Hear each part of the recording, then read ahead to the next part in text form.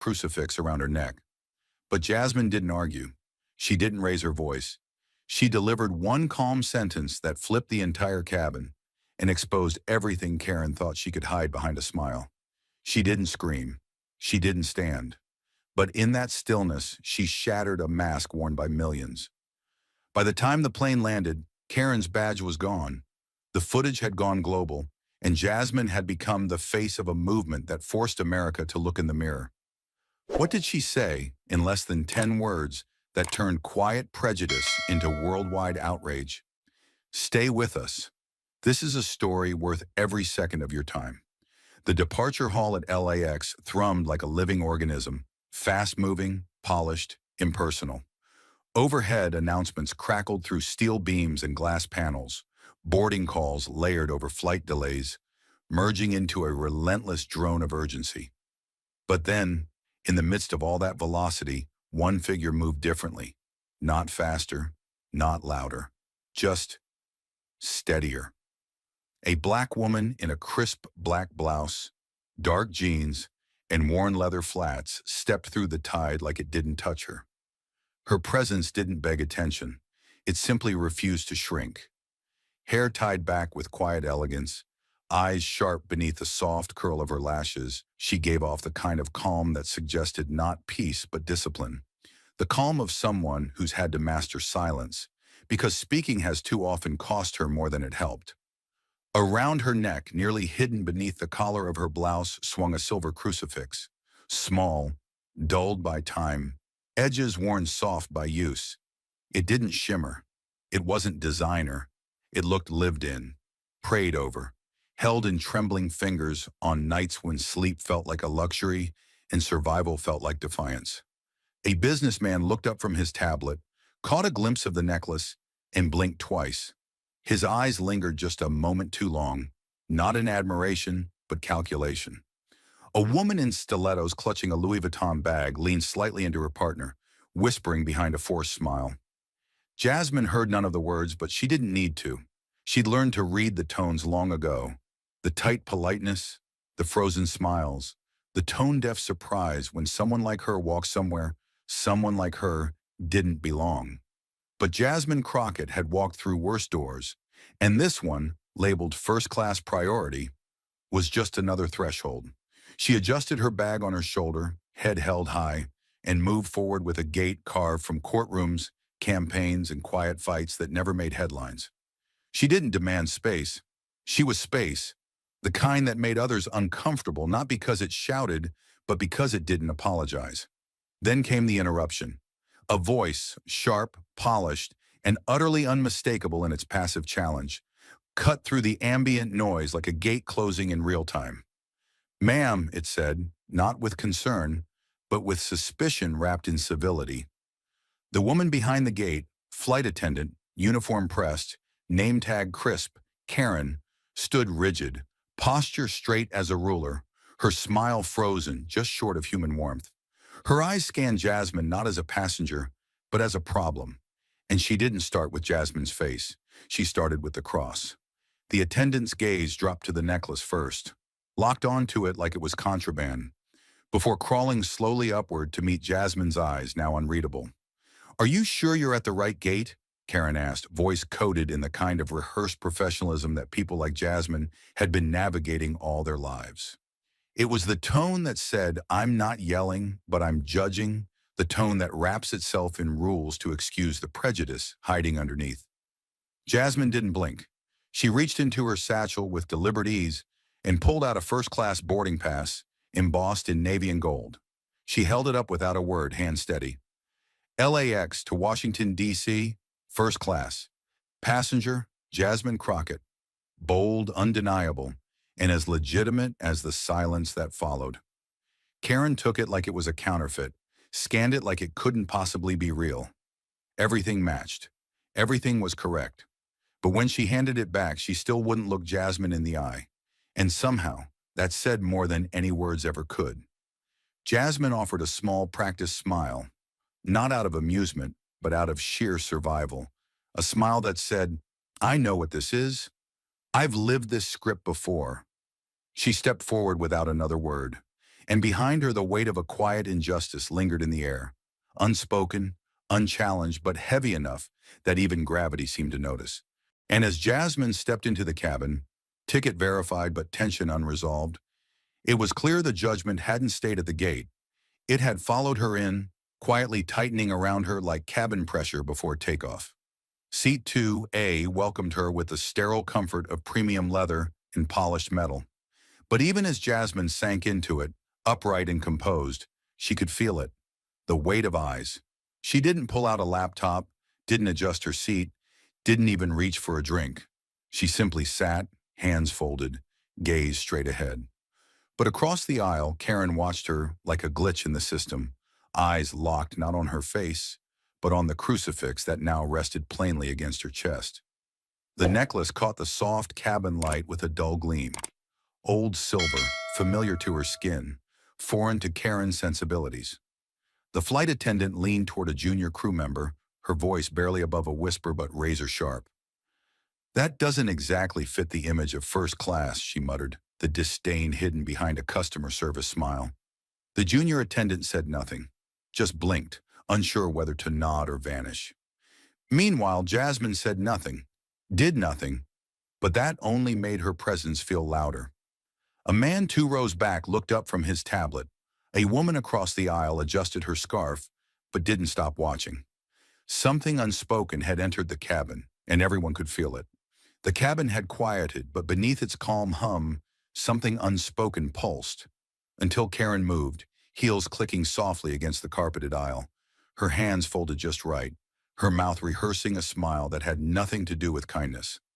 She approached Jasmine's seat with the smooth, practiced gait of someone trained to appear polite even when they were drawing a line.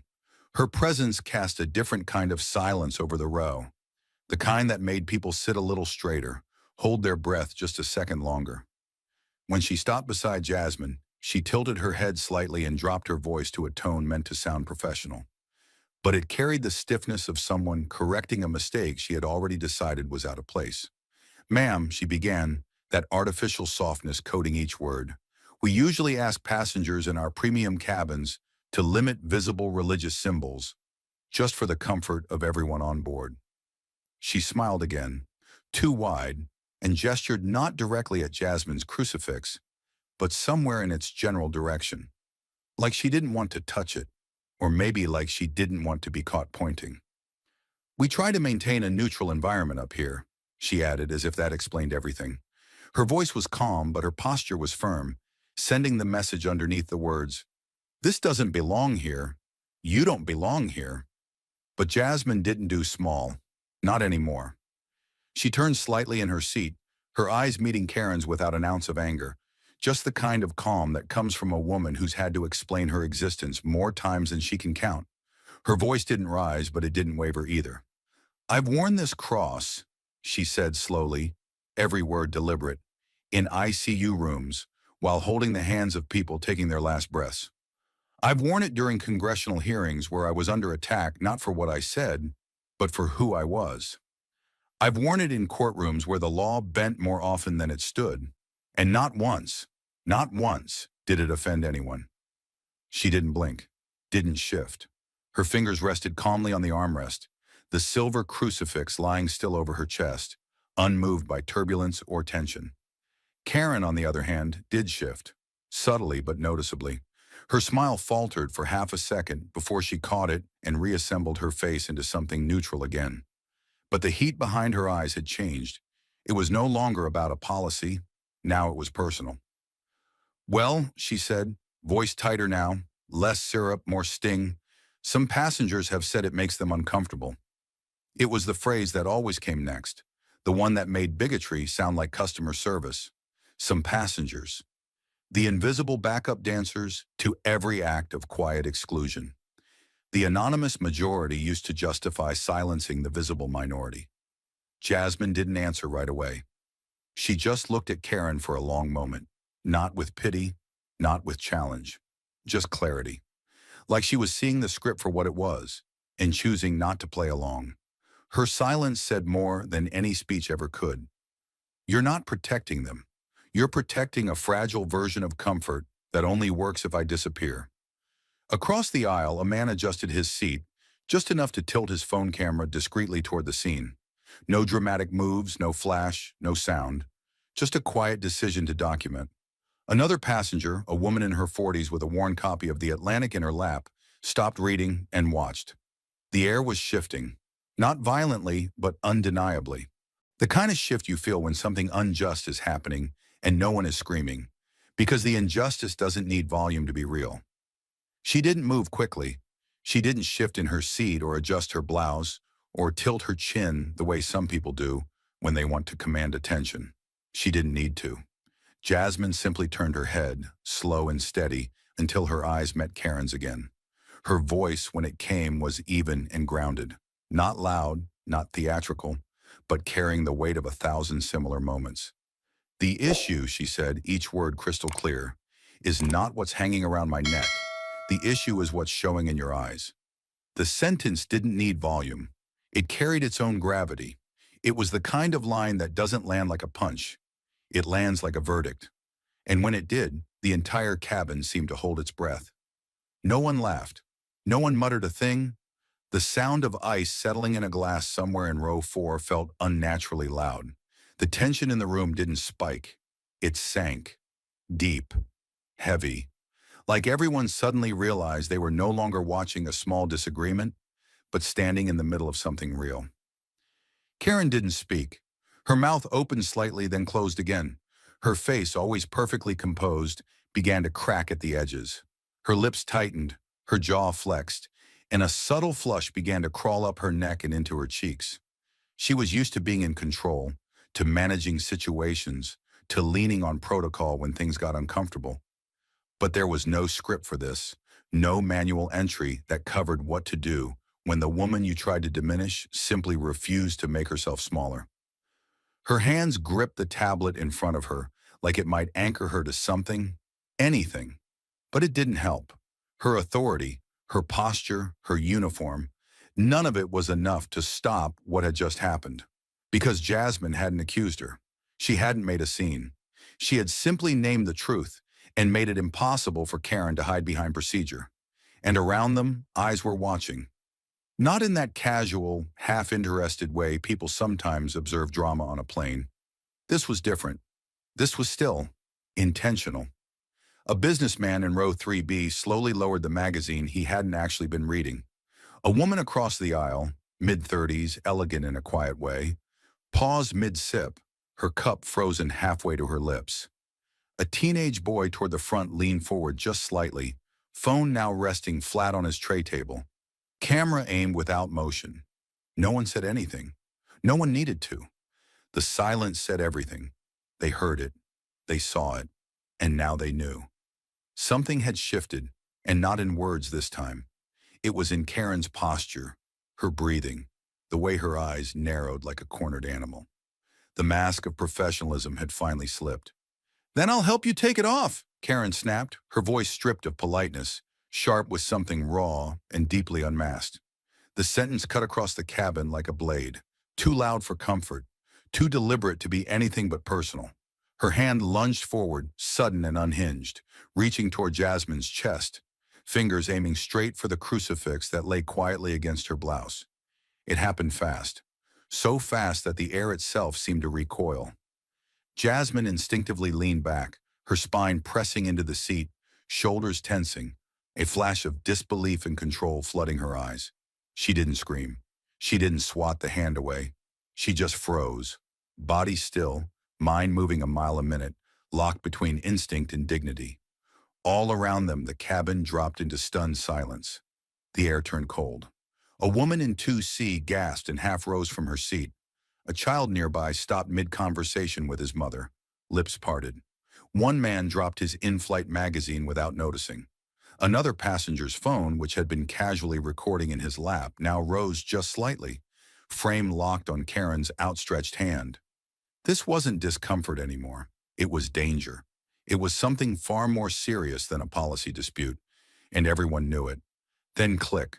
The sound of the cockpit door unlocking sliced through the tension like a lightning strike on metal. The thick cabin door flung open hard, crashing against the stopper. Out stepped Captain Morales. Tall, composed, jaw clenched, eyes blazing. His uniform was spotless, but his voice was anything but sterile. "Stop! Right! Now!" The words didn't need to be shouted. They hit like a shockwave. Karen's hand froze in midair, suspended inches from Jasmine's crucifix, trembling as if it had touched electricity. Her entire body stiffened, mouth parting slightly, but she said nothing. Couldn't. The spell had been broken, and she was caught in the act. Every passenger was now watching her, not with curiosity, but disbelief, judgment, fear. A line had been crossed, and they all felt it, viscerally. Jasmine, still seated, slowly straightened her posture. She didn't say a word, didn't look at Karen. Her breathing was calm, controlled, her eyes locked on Captain Morales. The weight of the moment didn't crush her, it framed her. And beside her, the crucifix remained exactly where it had been all along. Still, undisturbed, and now sacred in a way no one in that cabin would ever forget. Karen's hand was still suspended in the space between offense and regret when the captain's voice sliced through the moment, sharp, surgical, and impossible to ignore. Captain Morales didn't pause. He didn't hesitate. He moved like a man who had seen enough and heard too much. His footsteps were deliberate, each one landing with the weight of final judgment. The line between the cockpit and the center of the storm closed quickly. His gaze never left Karen, not for a second, not even to scan the stunned passengers or glance at the recording phones. His eyes were locked onto her like crosshairs, his face an iron mask.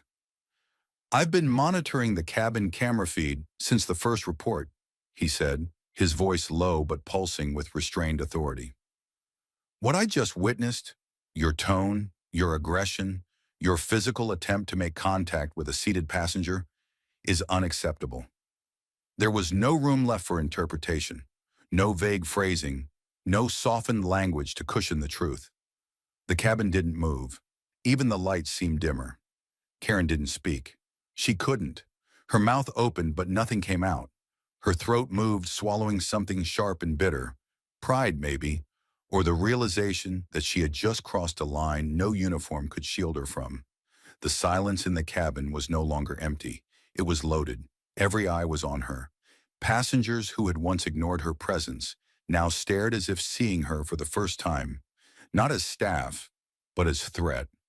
Her arms dropped slowly to her sides.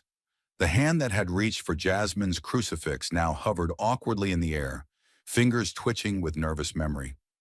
A woman in row 4 clasped her husband's hand.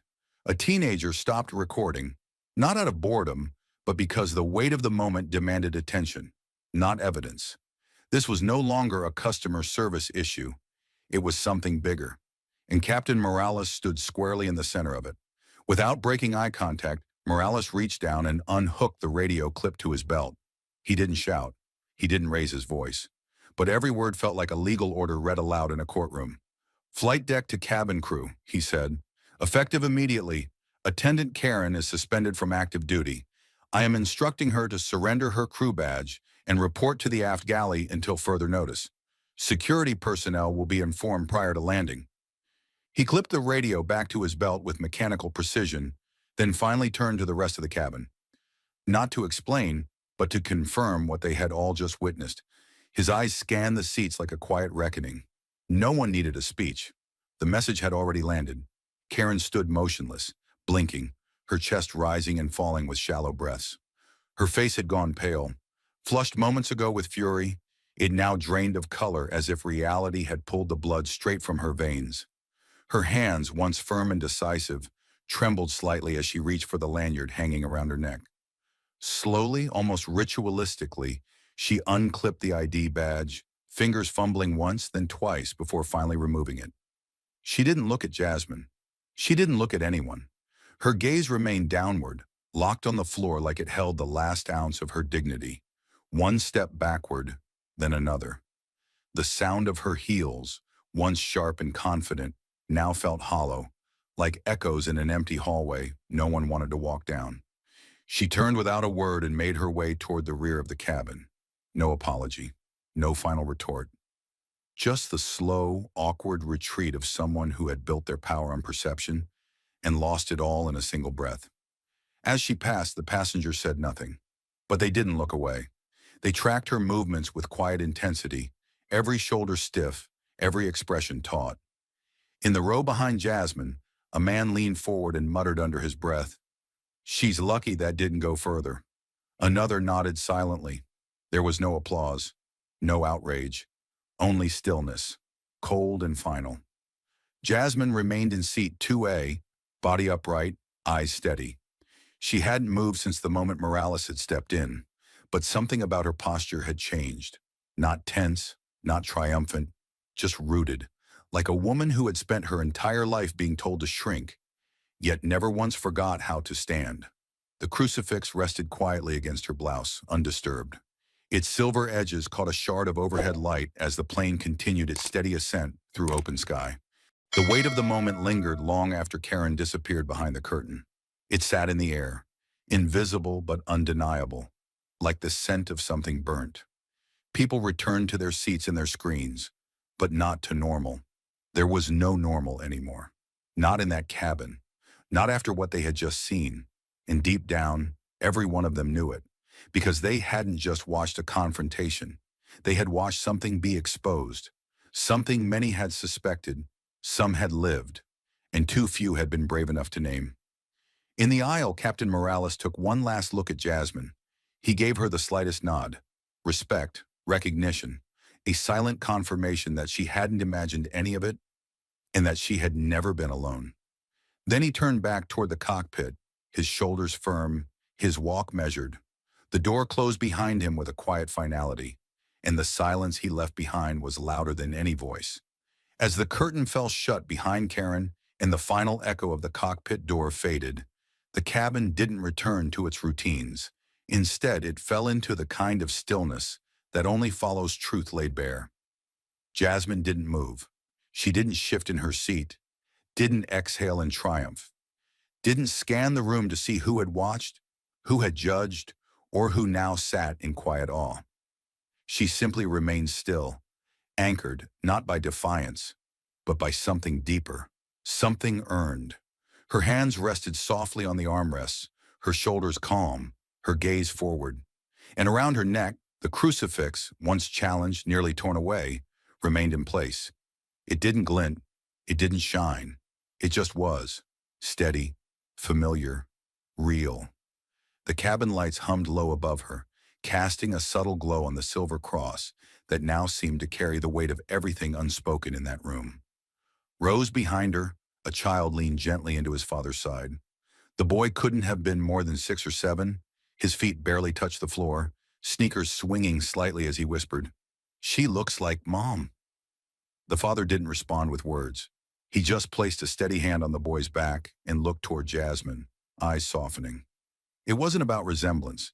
It was about recognition. The boy had seen strength before. Not the loud kind, the steady kind, the kind that endures. It started with a single clap. A woman seated across the aisle, older, dignified, dressed in a pale gray blazer, brought her hands together once. Not loud, not performative, just honest. The kind of clap not meant to start a movement, but to mark a moment. Then a second pair of hands joined, then another and another. It wasn't a standing ovation. No one rose, no one whooped. There were no cheers, only hands meeting hands in a slow, steady rhythm. Soft applause, gentle, weighted with something more than admiration, acknowledgement. The cabin had no music, but it felt like a scene scored with silence and pulse. Even the flight attendants at the rear, those not involved, stood motionless. The younger one, Nicole, had tears forming in the corners of her eyes, though she didn't blink them away. A man in business class, previously absorbed in spreadsheets and a second bourbon, now looked down at his folded hands as if suddenly unsure what work had ever really meant. And somewhere near the front, someone whispered, "This flight just became something else." Jasmine finally blinked, not because she was overwhelmed, but because she allowed herself to feel it now. The quiet shift, the emotional altitude change that came not from engines, but from exposure. And yet, there was no anger in her eyes, no vengeance, just gravity. Her crucifix still sat gently atop her chest, catching none of the light but all of the attention. It no longer looked like jewelry. It looked like testimony. Across the aisle, a passenger who had said nothing, all flight now sat straighter, hands folded in front of her mouth, whispering something silently.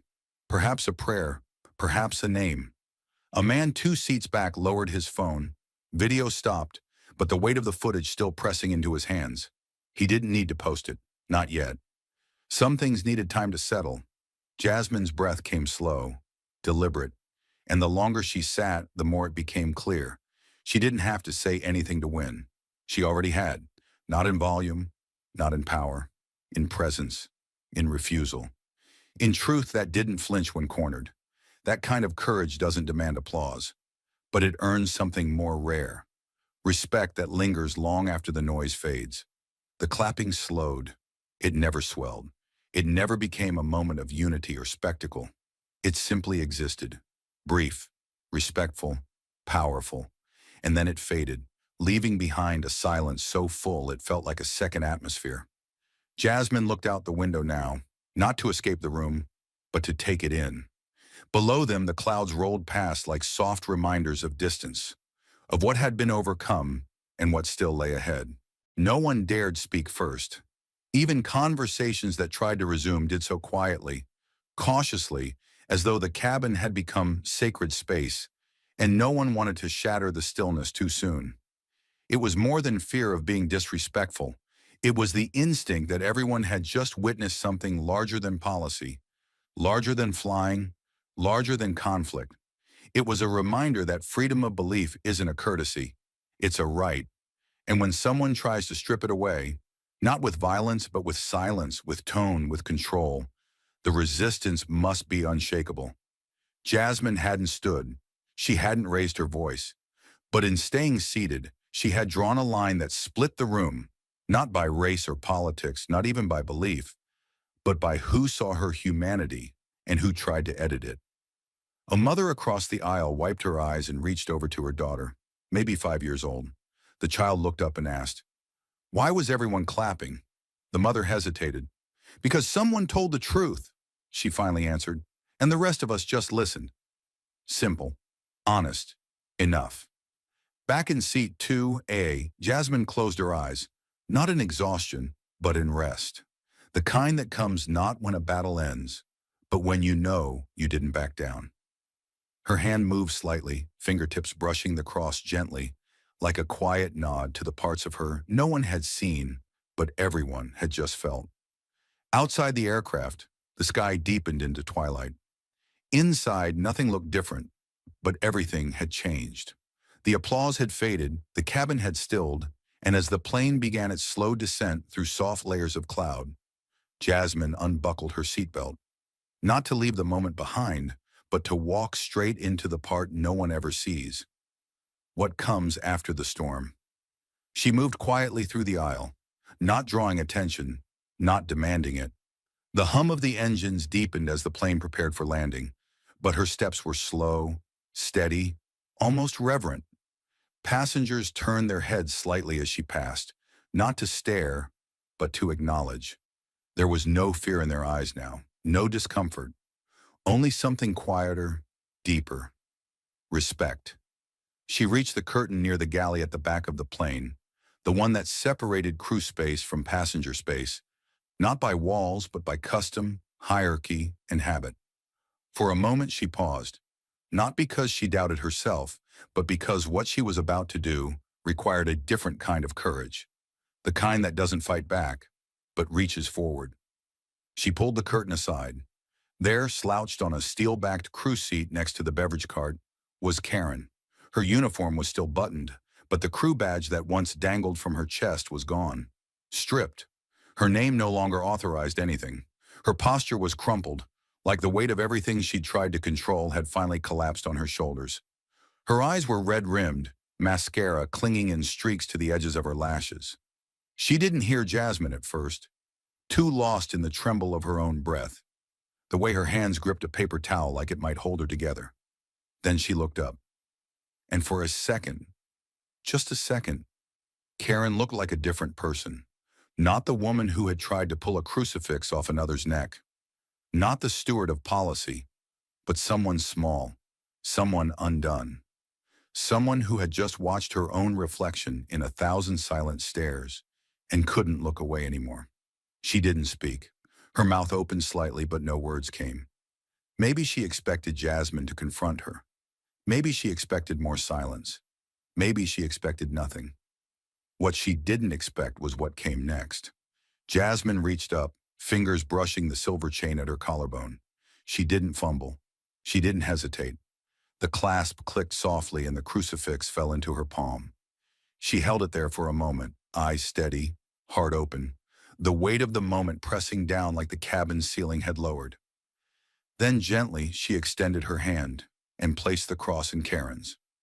Karen stared at it like it was on fire. Her fingers trembled, not because of the object itself, but because of what it meant. You're forgiven, not excused, not justified. Forgiven. Jasmine's voice was low, steady. I forgive you, she said, because none of us are born knowing how not to hurt other people. She didn't embellish. She didn't preach. She didn't soften the truth or lace it with sympathy. She just told it like it was. And that somehow made it hit even harder. Karen's lips parted again, but whatever words had formed died in her throat. Her eyes dropped to the crucifix in her hand. It was warm, still holding the heat of someone who had worn it not just through this flight, but through decades of battles that didn't make headlines. Her other hand flew to her mouth. A sound escaped, a sharp inhale, broken and wet. And then, like the pressure valve finally gave out, Karen collapsed into sobs. Not polite crying, not restrained. She wept, shoulders shaking, breaths ragged, eyes overflowing with something that had nothing to do with being embarrassed and everything to do with finally seeing herself. For the first time, she wasn't the one speaking. She wasn't in control, and she didn't want to be. Jasmine didn't flinch. She didn't step back. She simply stayed there, standing in the cramped galley of a descending aircraft, watching the woman who had tried to humiliate her break apart in the only honest way she ever had. She didn't touch her. She didn't say another word. She just let her fall apart, because sometimes grace doesn't pick you up. It lets you feel the full weight first. Around them, the cabin settled into final approach.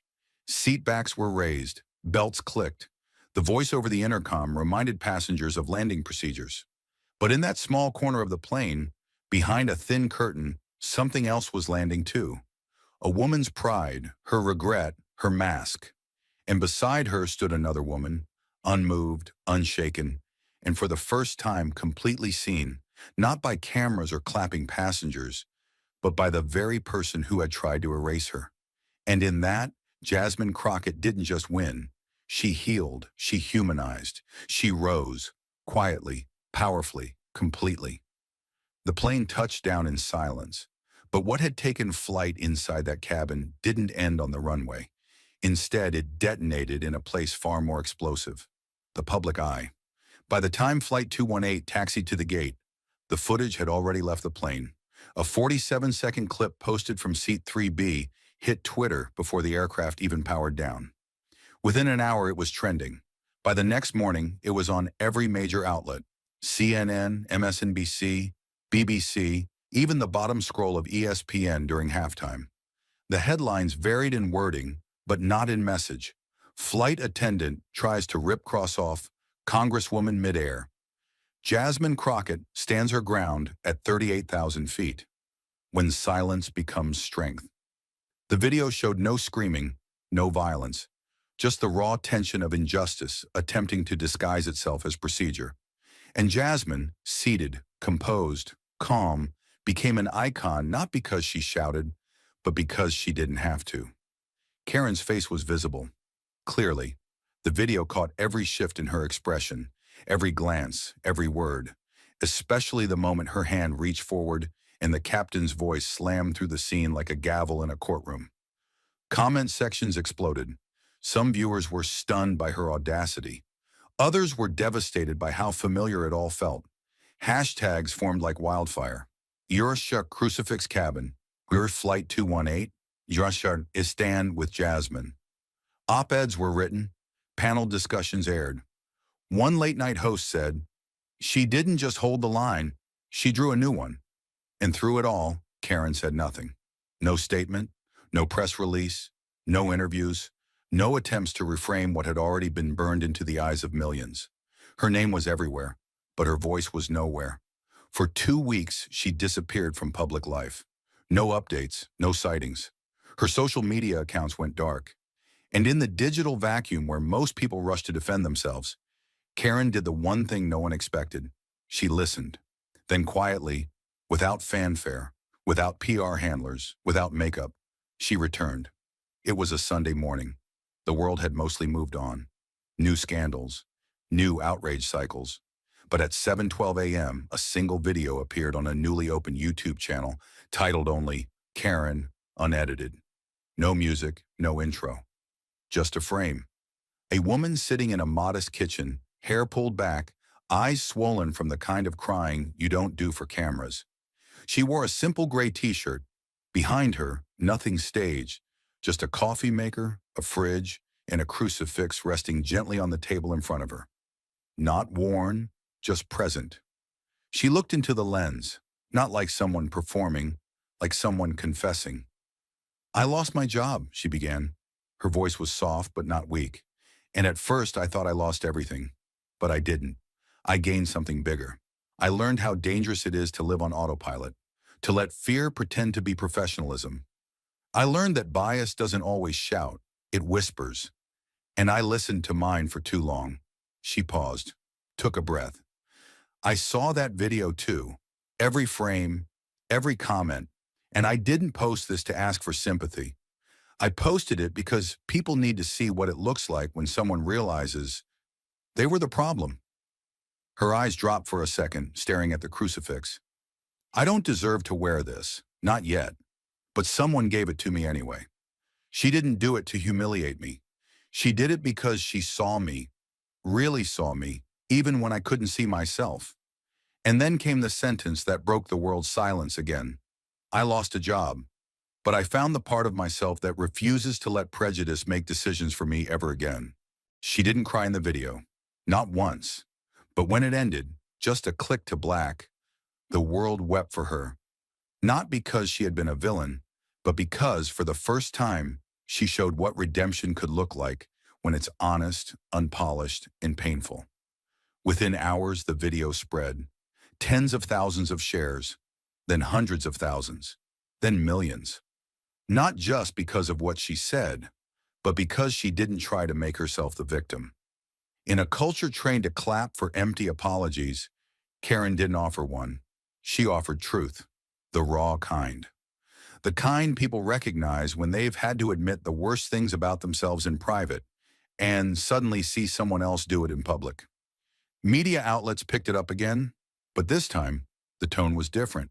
Former flight attendant breaks silence with humility and courage. Reddit threads that had once flamed her now pinned her video at the top. Not to erase what happened, but to show how people can face it. Instagram accounts that usually posted makeup tutorials shared her monologue with captions like, "This is the kind of reflection we need more of." But the real shift didn't happen online. It happened in classrooms where teachers played her words during discussions on bias, in HR departments that added her clip to their training programs, in churches where pastors referenced not just Jasmine's restraint, but Karen's reckoning. Her story became something larger than the flight. It became a reminder. Silence isn't always weakness, and confession isn't always collapse. Jasmine never responded publicly to the video. She didn't need to. The crucifix was enough. It had already done its work. Not just on Karen, but on millions who now saw it not as a piece of jewelry, but as a symbol of endurance, of restraint, and most of all, of unshakable grace under fire. And in the end, the world didn't remember Karen for what she tried to take. They remembered her for what she chose to give back. Her silence, her honesty, her surrender. Not in defeat, but in truth. And somehow that truth spoke louder than all the applause. The video had long stopped trending.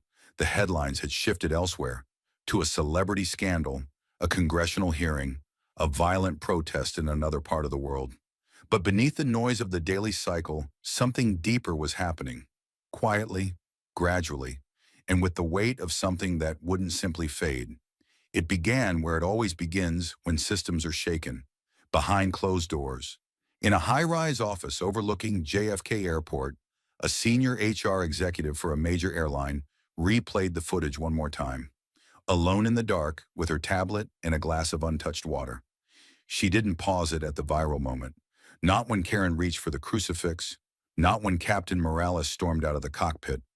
She watched Jasmine, watched her body stay still, watched her words carve silence like scripture.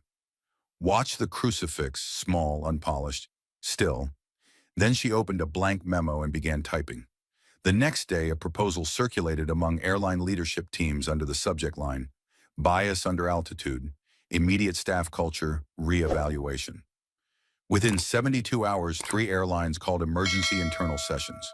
One launched a review of all existing customer neutrality policies. Another quietly reached out to Jasmine's office, asking if she would be willing to consult on inclusion training. She declined, not because she was bitter, but because she understood something they hadn't yet. You can't fix a system with a 1-hour seminar and catered sandwiches, but the message had landed, and it didn't land alone.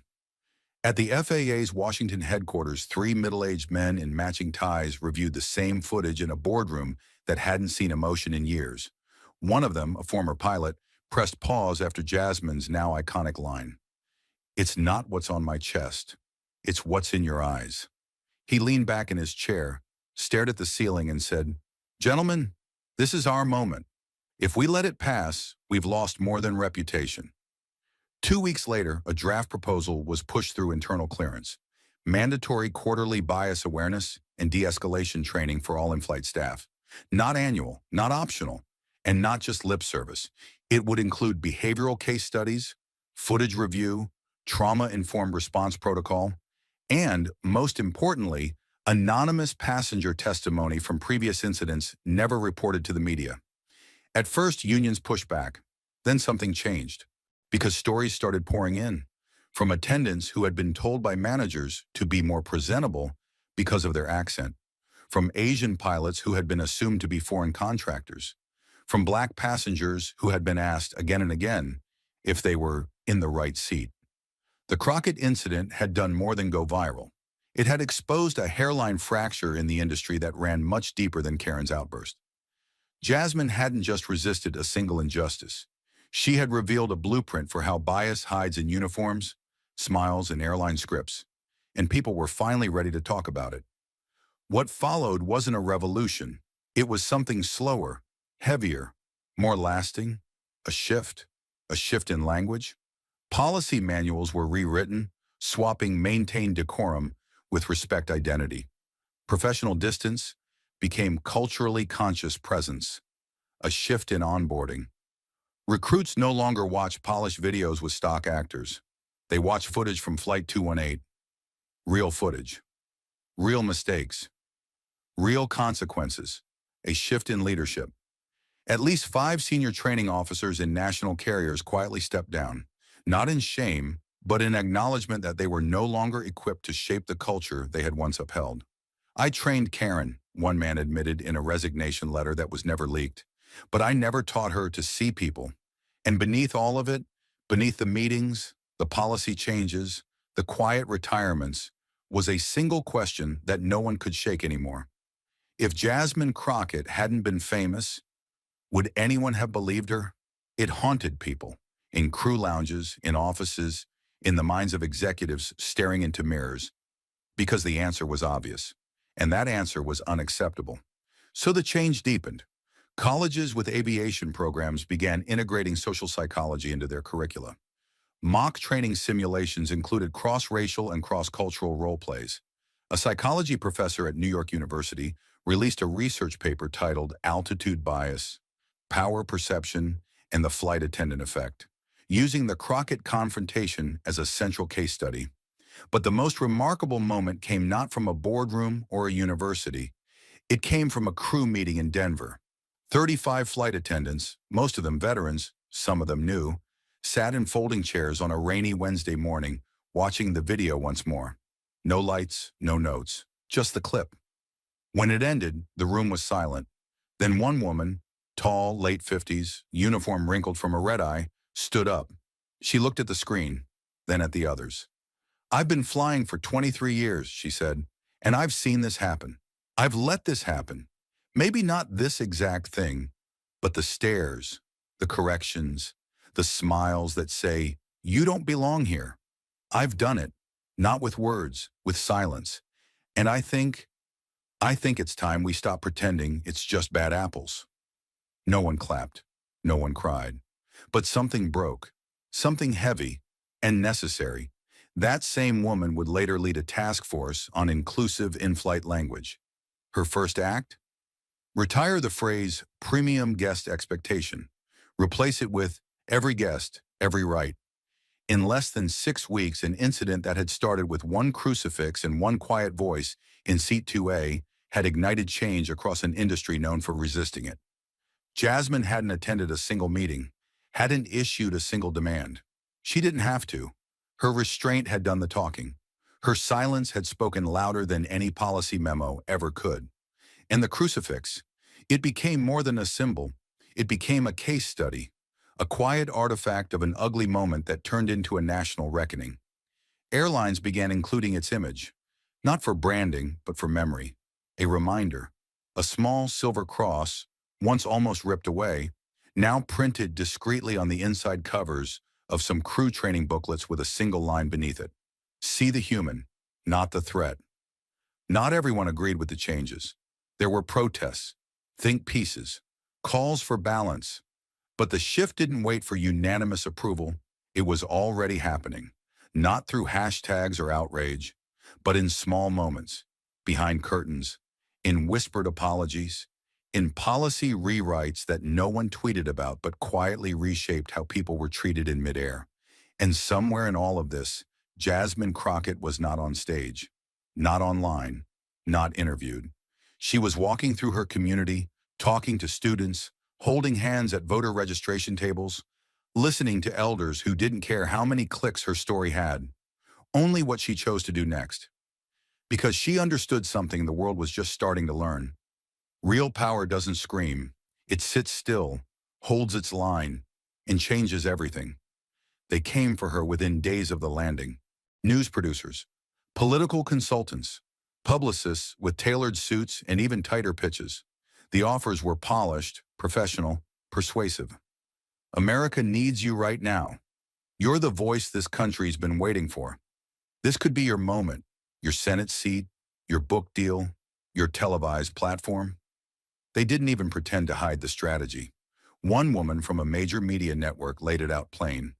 "You don't need to change anything about who you are. You just need to step into the spotlight and let us shape the narrative around you." Jasmine Crockett sat through the meetings. She listened. She took the calls. Not because she was flattered, but because she wanted to hear the language of the machine. She wanted to understand how quickly people could take a moment born from trauma and spin it into traction. In one proposal meeting in downtown D.C., a senior campaign advisor held up a printout of a poll showing a 78% approval rating tied to her name. "You're gold," he said. "Black voters know you. White moderates respect you. You're what we call bulletproof optics. Authentic, articulate, and proven under pressure." Jasmine looked at him for a long moment. Then she leaned forward, voice even, unblinking. "Is that what I am to you? Optics?" The room went quiet. Too quiet. The kind of quiet that follows the sound of ego stepping on a landmine. He stammered. "That's not... I just meant, your moment is now. If you want it, we can build a run that turns you into more than a representative. We're talking national, Senate, or higher." That's when she stood up. Not abruptly, not in anger, just with the same steady grace she'd shown at 38,000 feet. She gathered her bag, buttoned her coat, then turned back toward the table of strategists, speechwriters, and image shapers who were still processing the shift in the room. "Let me be clear," she said. "This story was never about me winning anything. It was about a system that thought it could take something from me, and I'd sit there quietly. It was about power, yes, but not the kind you vote for, the kind that shows up in uniforms and tone of voice and phrases like, "Can you please tuck that away?" They didn't interrupt. They wouldn't dare. "I'm not here for optics. I'm not a moment to capitalize on. I'm a woman who was almost stripped of her humanity at cruising altitude, and I responded the only way I knew how, by refusing to shrink." She didn't raise her voice. She didn't need to. "Tell your people this," she said as she walked to the door. "I'm not running, not for office, not from confrontation, and definitely not toward anyone who sees me as a brand before they see me as a person." And with that, she left. The media didn't know what to do with her silence. Outlets that had built careers out of narratives waited. They speculated. They filled hours of airtime with guest panels and scrolling B-roll footage of Jasmine walking through airports, Jasmine in committee hearings, Jasmine looking out windows. But she gave them nothing. No interviews, no statements, no photo ops. For 2 weeks, they kept her name on the lower thirds. Crockett's next move? Is she the future of the party? What Jasmine isn't saying. And then they moved on. But the public didn't. Letters poured into her district office. Handwritten, folded, sometimes misspelled, but all of them carrying something raw. Hope. From teachers, from janitors, from young girls who had never seen someone like them hold the line so calmly, so fiercely. From older men who admitted, in shaky cursive, that they hadn't understood what privilege meant until they watched that video and felt their stomachs drop. One came from a retired colonel in Ohio. It was just one sentence. "You reminded me of who I thought I was fighting for." She responded to everyone, sometimes with a phone call, sometimes with a letter, always with something real. Her staff grew nervous. One aide, loyal and wide-eyed, finally asked, "Are you sure you want to stay quiet? They're saying you're missing your shot." Jasmine looked up from her stack of constituent letters and said simply, "Whose shot?" The aide blinked. "Yours, to rise." She leaned back in her chair, tired but not small. "Let me tell you something about power," she said. "It doesn't live on a podium. It doesn't grow in polling data. Real power doesn't ask for permission, and it damn sure doesn't come when you chase the moment. It comes when you outlast it." The aide didn't speak again. She didn't need to. Weeks later, she stepped in front of a classroom in a small public high school in Missouri. No cameras, no media, just a whiteboard, rows of desks, and students who had seen her face more on YouTube than in textbooks. She didn't lecture. She didn't retell the flight. Instead, she opened with a question.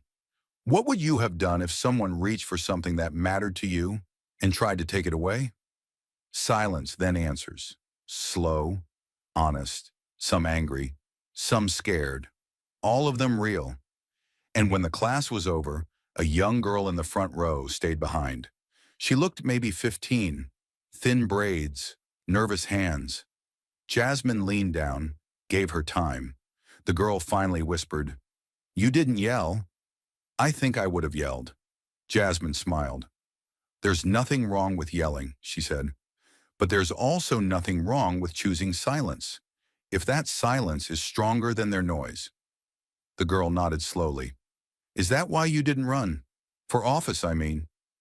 Jasmine paused, then knelt down so their eyes were level. "I didn't run," she said, "because they wanted me to perform my strength.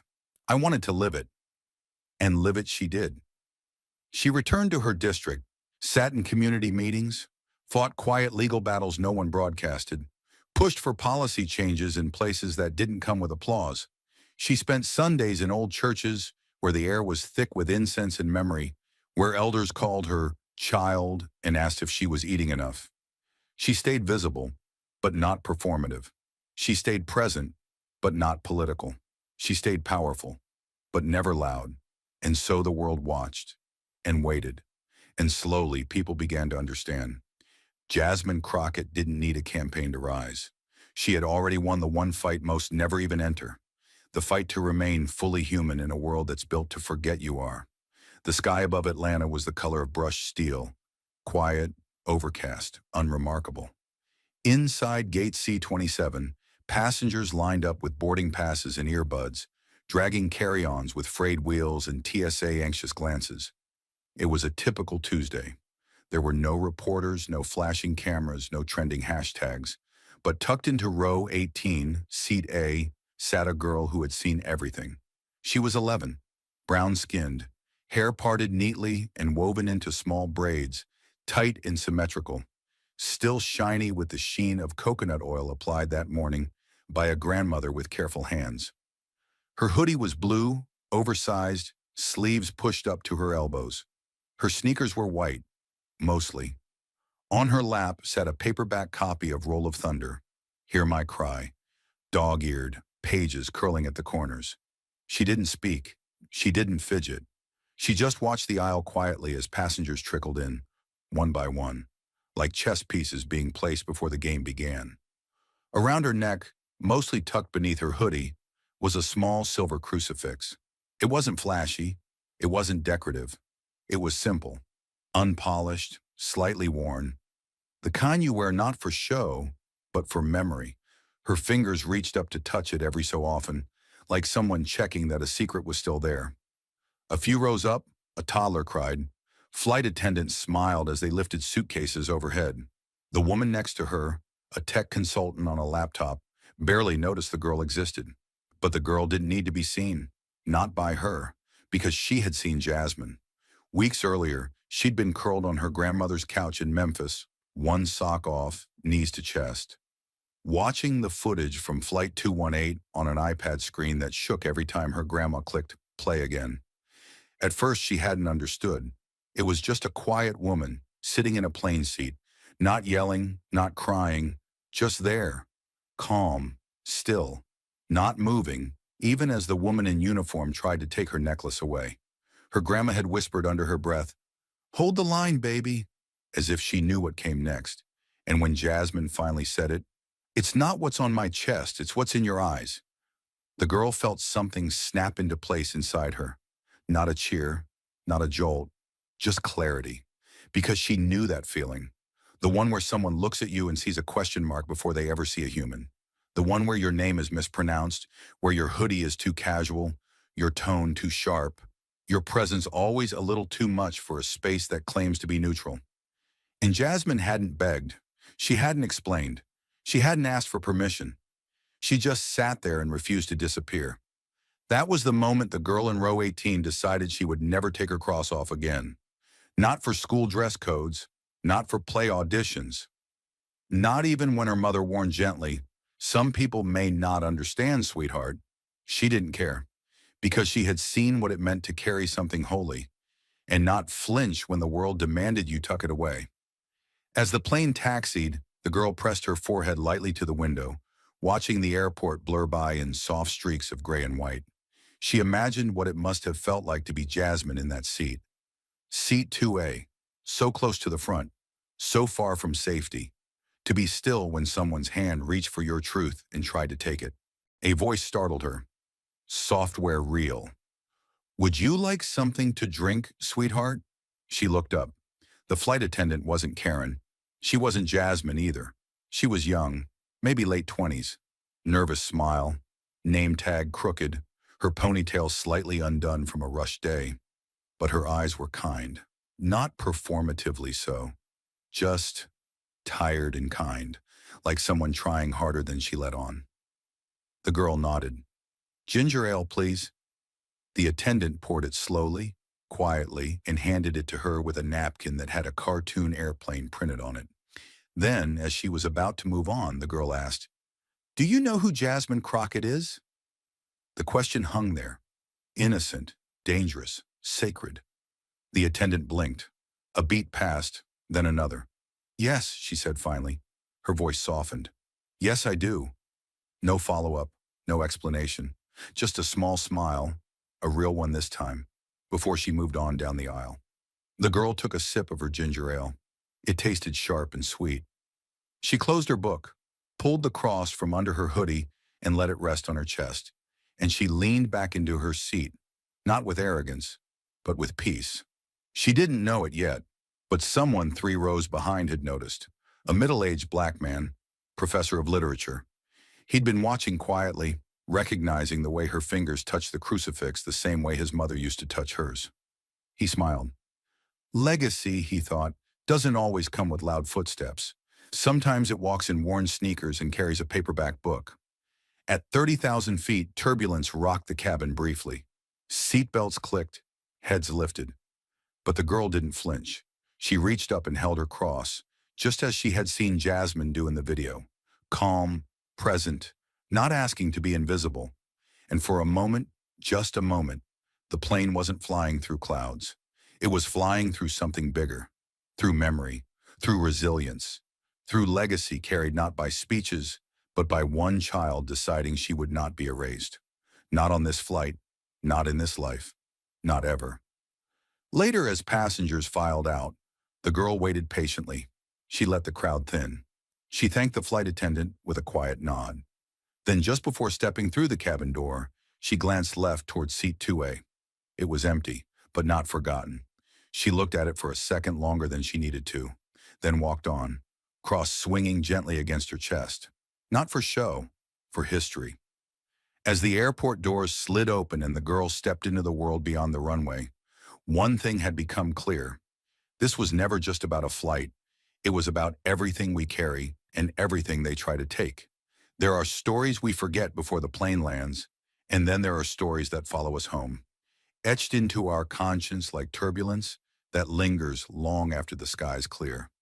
Jasmine Crockett's quiet defiance wasn't just an isolated act of courage. It was a line drawn in the invisible war millions fight daily, the war to exist without apology. In a world where injustice often wears a smile and speaks in soft policy language, her stillness was a rebellion. She showed us that dignity doesn't need permission, that belief isn't something to be tucked away for the comfort of others, and she proved, beyond words, that grace under fire is not weakness. It is the greatest form of resistance. What happened on that flight wasn't loud. It wasn't violent, but it was devastating, because it exposed how deeply systems will go to strip you of your symbols, your story, yourself, and how powerful it is when someone refuses to shrink. But this story didn't end with a confrontation. It planted something. In classrooms, in corporate meetings, in the silent thoughts of strangers who suddenly recognized their own prejudice in Karen's hand. Jasmine's response reminded us that the people most often asked to stay quiet are usually the ones with the most powerful truths. She taught us that being professional should never mean being invisible, that silence, when chosen, can roar, that humanity doesn't begin at the boarding gate, and it sure as hell doesn't end with a name badge and a smile. Her strength forced a question we must all answer. When faced with quiet injustice, will we freeze or will we hold the line? Because the real flight wasn't about reaching a destination. It was about changing altitude in how we see, how we act, and how we choose to carry the stories that matter. And from that day forward, in every seat occupied by someone who dares to be fully seen, her legacy flies on, quiet, unbending, unshakable. Thank you for watching until this moment and for standing with us on this journey for justice. Your support means everything. Like, subscribe, and turn on notifications so you never miss what's next. And we'd love to hear your thoughts. Leave a comment below and let us know what moved you most in this story. Together, our voices make a difference.